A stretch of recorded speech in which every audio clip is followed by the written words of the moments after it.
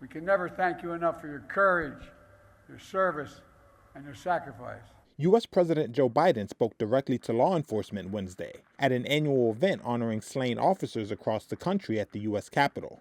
His speech comes as he tries to prevent his Republican rival Donald Trump from capturing high-profile endorsements from their unions as the November 5th presidential election draws closer.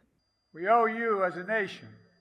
You risk your lives every day for the safety of the people you don't even know.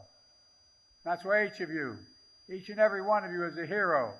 Privately, some Biden campaign officials have said that Democrats are losing support among rank-and-file police officers who view the Democratic Party as soft on crime and biased against police when their on-the-job actions come under public scrutiny.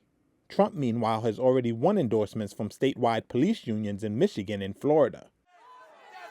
Strategists for Biden, in their case to law enforcement, have highlighted Trump's public support of the violent January 6, 2021 Capitol attack after his defeat in the 2020 election. Despite that, public unions endorsed many more Republican candidates in the congressional midterm elections in 2022 than the previous cycle. Being a police officer is not just what you do, it's who you are.